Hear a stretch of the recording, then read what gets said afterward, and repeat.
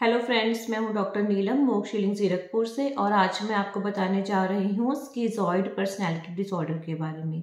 स्कीजॉइड जो होता है वो स्कीजन वर्ड से लिया गया है, जिसका मतलब होता है टू स्प्लिट। टू स्प्लिट का मतलब होता है अलग होना, और यहाँ पर जो पर्सन होता है वो सोसाइटी से बिल्कुल अलग हो जाता है। जबकि स्कीजोफ्रेनिया में जो पर्सन होता है वो खुद अपने आप से अलग हो जाता है। तो स्कीजॉइड में जो पर्सन होता है उसको मतलब कि वो सोसाइटी से बिल्कुल अपने आप को अलग कर लेता है। उसको किसी भी चीज़ में कोई भी इंटरेस्ट नहीं होता है। इमोशनली कोल्ड होता है, मतलब अगर आप इमोशंस की बात करो, फीलिंग्स की बात करो, तो वो बिल्कुल रोबोट की तरह लगता है। जैसे एक रोबोट होता है ना, इलेक्ट्रिकल जैसे हम रोबोट होता है, उसमें कोई फीलिंग्स नहीं होती, कोई इमोशंस नहीं होता।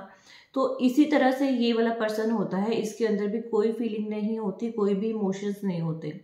फॉर एग्जाम्पल मान लो कि इसके सामने कोई भी इंसान दर्द से तड़प रहा है, कराह रहा है, सुबह से शाम हो जाए, बट ये इसके अंदर कोई फीलिंग नहीं आती कि सामने वाला इंसान दुखी है, मुझे इसकी हेल्प करनी चाहिए। नहीं, आप पूरा दिन इसकी मतलब तारीफ करते रहो, प्रशंसा करते रहो। आगे आंखों के सामने कोई भी जितना भी एक्साइटमेंट वाली चीज़ हो, कोई भी मतलब हंसी वाली, एंजॉय वाली, आनंद वाली, मतलब कुछ भी ऐसी चीज़ हो, तो ये मतलब कोई इसको फर्क नहीं पड़ता। या सुबह से शाम तक कोई इंसान इसकी बेइज्जती करते रहे, इंसल्ट करता रहे, तो ये टस का मस नहीं होता। मतलब इमोशनली कोल्ड, मतलब एकदम ठंडा होता है, मतलब कोई इमोशंस, कोई फीलिंग्स नहीं होती दूसरों को लेकर। तो इसलिए ये इंसान जो है बिल्कुल अकेला रहना पसंद करता है, बिल्कुल ही अकेला, दूर दूर तक कोई भी नहीं। और अपनी ही जो काल्पनिक दुनिया है, फैंटेसी वर्ल्ड है, उसी में खोया रहता है।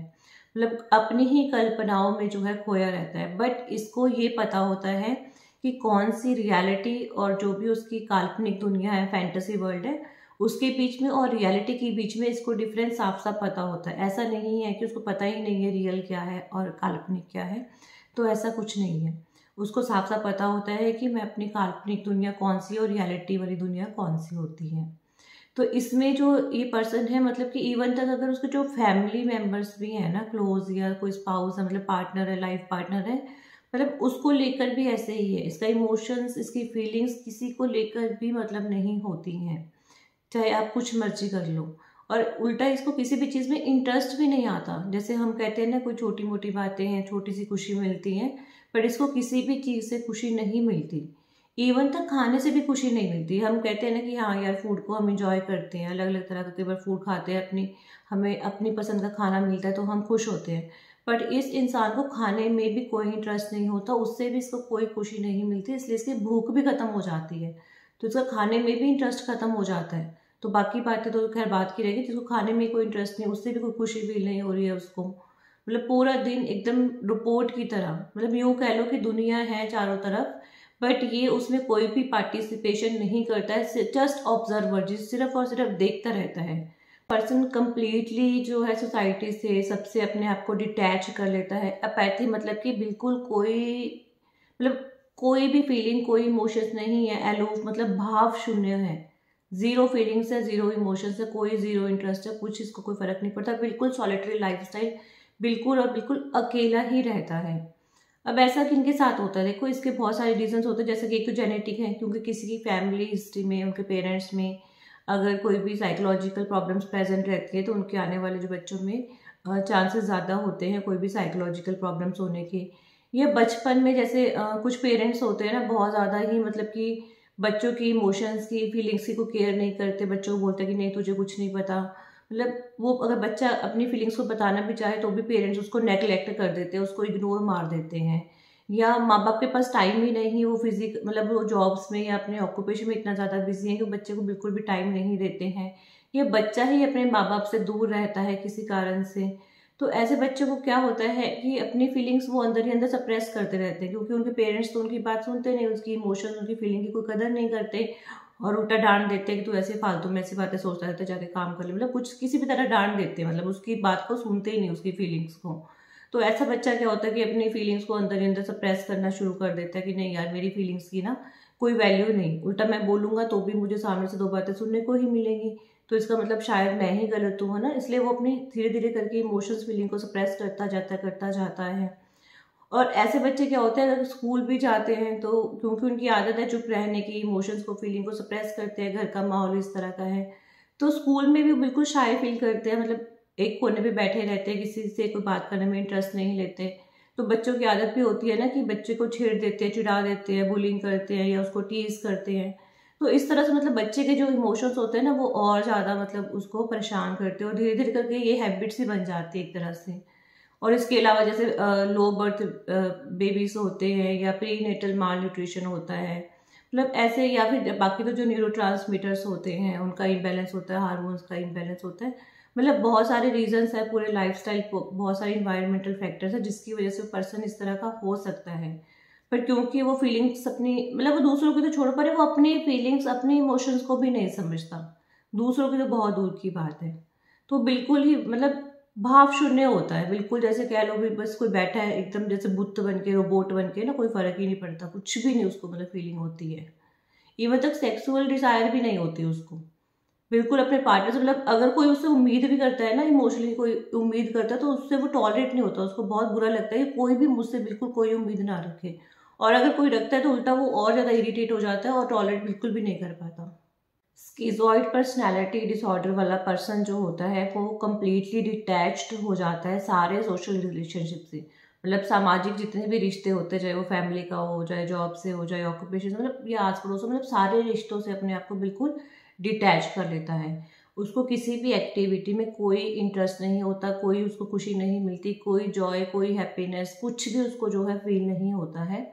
और ये जो डिसऑर्डर होता है वो अर्ली एडल्टहुड में स्टार्ट हो जाता है। इसमें पेशेंट को नेचुरल सी बात है कि ना तो कोई इच्छा होती है, ना इसका कोई एन्जॉयमेंट होता है, किसी भी एक्टिविटी में इसको कोई इंटरेस्ट नहीं होता। अगर इसकी खुद की कोई हॉबी होती है, कोई एक्टिविटी ये करता है, तो वो सिर्फ वही एक्टिविटी करता है जो कि वो अकेला कर सके, उसमें किसी भी और पर्सन की इन्वॉल्वमेंट ना हो। और ये मतलब देखा जाए तो इसके अंदर ना कहीं हिडन थॉट होता है सुपीरियोरिटी का, कि हाँ मैं सब कुछ अकेला ही कर सकता हूँ। बट उस ओपिनियन के लिए उसको ऐसा नहीं है कि उसको सोशली कोई ओपिनियन की जरूरत है कि लोगों को मैं बताऊँ कि हाँ मैं बड़ा हूँ, या लोग मुझे बोले कि मैं सुपीरियर, नहीं, मतलब एक हिडन होता है, उसको खुद भी नहीं पता होता कि उसके अंदर ये फीलिंग है कि वो अपने आप को सुपीरियर समझता है कि सारा कुछ मैं अकेला कर सकता हूँ, मुझे किसी की कोई रिक्वायरमेंट भी नहीं है। और इसका क्या है कि किसी के ऊपर भरोसा ही नहीं करता, क्योंकि किसी से बात ही नहीं करता, कोई इमोशंस नहीं है, तो कोई फीलिंग नहीं है, मतलब इसका ऐसा कोई भी क्लोज फ्रेंड नहीं होता। सिर्फ और सिर्फ जो फैमिली मेम्बर्स होते हैं क्लोज वाले, सिर्फ वही होते हैं, इसके अलावा कोई भी इसका फ्रेंड नहीं है। कोई भी मतलब कि यूं कह लो कि कोई जान पहचान वाला जैसे हम बोल देते तो कोई भी नहीं होता, क्योंकि इसको इंटरेस्ट ही नहीं होता।